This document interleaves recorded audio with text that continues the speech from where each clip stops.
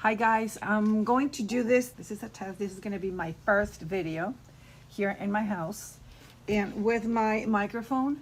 The time that you watch this, I might be filtered because I'm not wearing any makeup since I hate wearing makeup. And it's Sunday, but I still wanted to come up here and then start talking to you guys. I'm going to start doing this very often since there's just so many things that have been going on in this year. And I don't want to get backed up and wait, like I want to continue inspiring everyone. I want to continue sharing this message. My message is basically that there is no limit to whatever it is that you want to do.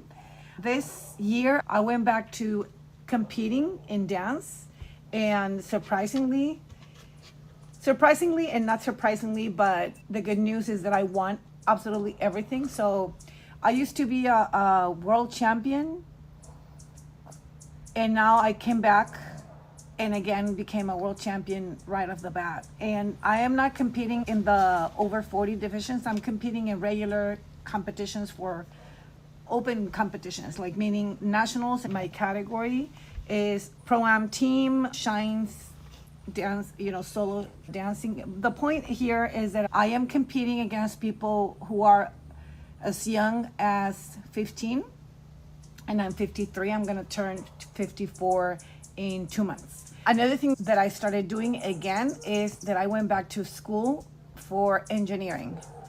I'm doing 2 majors, and at the same time I'm going back to finish my title for my first engineering degree that I got. Because in Mexico what happens is that you get your certificate, right? But you need a title so they can give you your license. Because I went to school right after I graduated from electrical engineering back in the day. This was like 1998. I went to the United States and I applied for graduate school. And over there, all they needed was my certificate, my college degree. And so I gave him that. So I never got my license. And now I need to get my license for that because I want to apply for some documentation, and I need my license for that, for electrical engineering. Now what I did back in the day, okay, I'm not gonna do this in another video. Let's just talk about the dancing. So this is how I went back to this competition this year.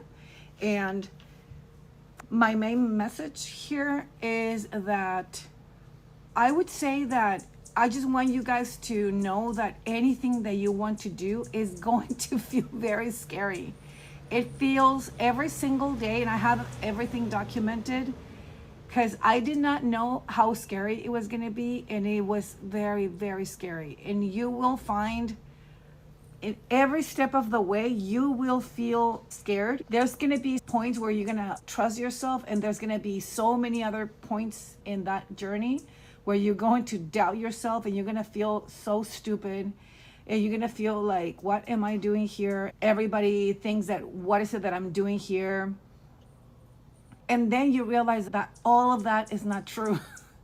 Nobody is looking at you. Nobody is thinking that you look ridiculous. And if they do, which I don't think they do, then when you go and win, they get like, oh, I guess that was not that ridiculous. So basically, you don't want to do things just to get back at people. Like in Spanish, we say, para callarles la boca. Like, it's not that you're going to do everything just to shut everybody's mouth up. But it is the thing where you will find, like in my case, I do feel like there's just a lot of haters in my community. People that don't want to see me succeed, because back in the day, they were very young. They were like probably kids. And then when I was winning all the competitions, or when my students were winning all the competitions, they were not. Or maybe they were my students, but they never made it to the pro team. Or maybe they were just like in other schools, and they always thought, back in the day, this is like 20 years ago, they used to see me and then be like, oh my God, that's untouchable. what she does, whatever. And now that they're like, oh no, she's not gonna be able to make it again because she's old, you know? And all of this, I feel it. People say it to me, but there's just so many more people that don't say it, and so many more people that go like, you know what? This is so inspiring. And then they follow your path. They follow your journey. They follow your journey every single step of the way. And like I would post, and sometimes I would be like, oh, nobody's looking at what I'm posting, and why am I even editing this and taking this long of a time or whatever, if even nobody cares, you know? But then every single time I would find one person, that one person who was like, I would see this person like somewhere, and she would be like, oh, I see you, you're working so hard, I feel so happy for you, whatever. So the fact that they don't say it, that doesn't mean that they're not looking. And in my case, I found later that a lot of people were watching me. A lot of people were really following, and a lot of people are quiet about it, but then later on they tell you. And basically what I'm trying to say is that it's not going to be easy, but at the same time, looking back, you're going to say, it was easy. I mean, it's not that it's like easy, like in the moment. It just smooth. Like in terms of like, if you just continue going and you expect it to be uncomfortable. And once that uncomfortable feeling shows up, you're like, oh, I know that it was going to be uncomfortable, you know? And I'm saying this because I did not have this experience before. I don't remember being this uncomfortable, but maybe I was. It's just the last time that I competed, I was very, very skinny, and I had not stopped dancing.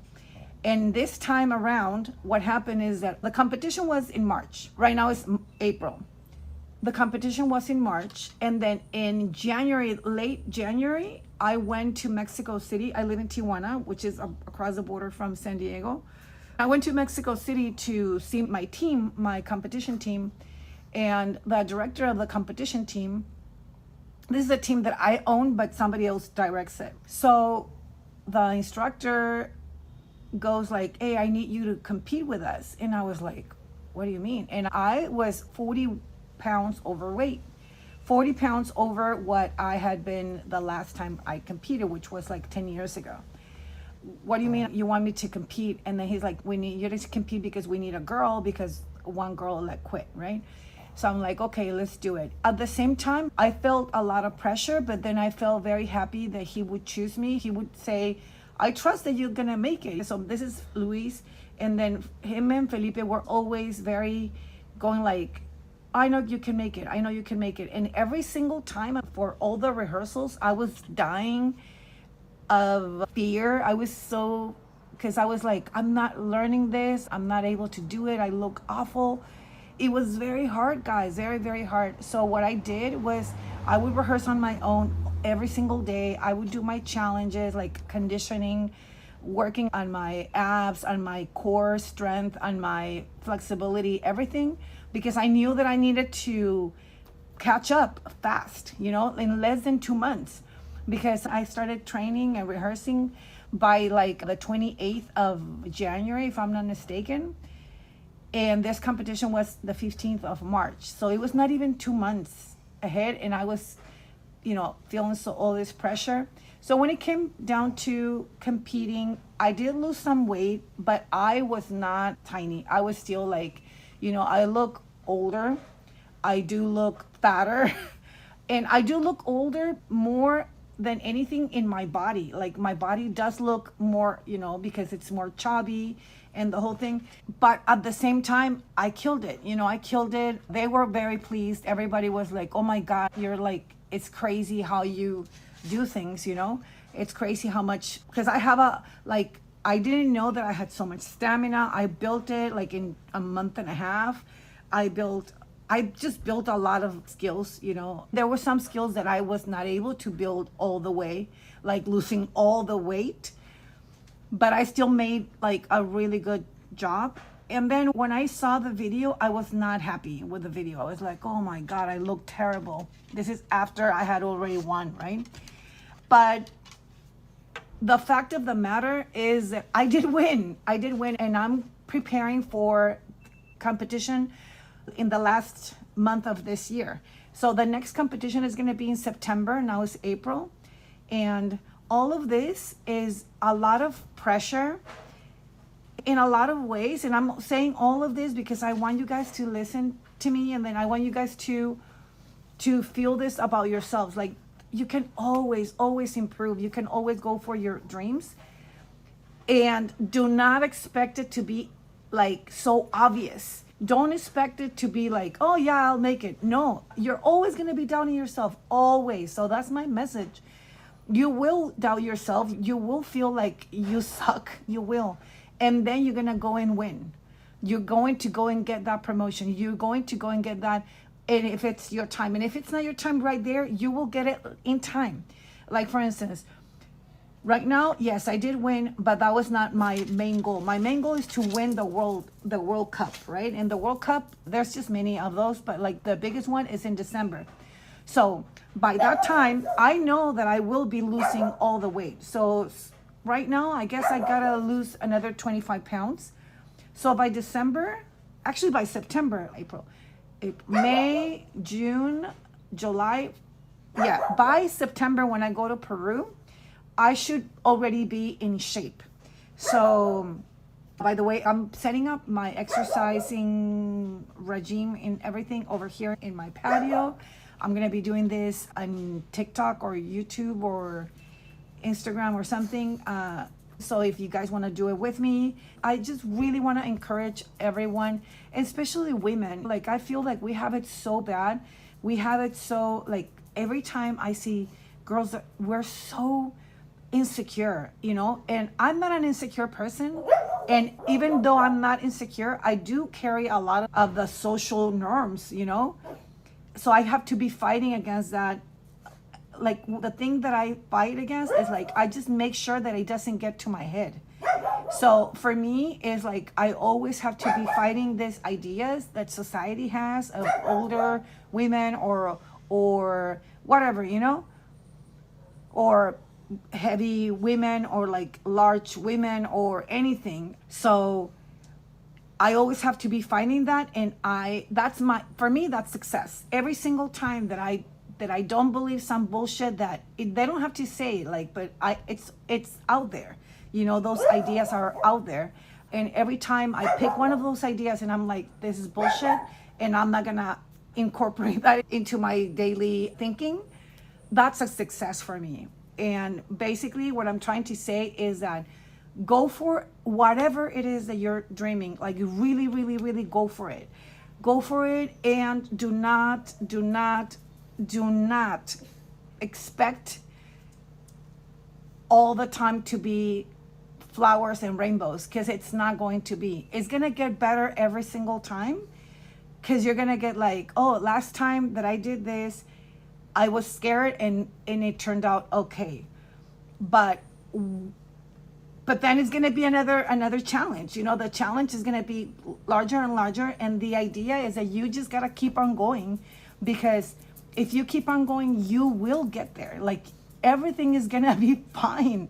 Like, and like, I'm telling you guys, like, even when in the competition, even though when I saw the video, I was like, I looked terrible.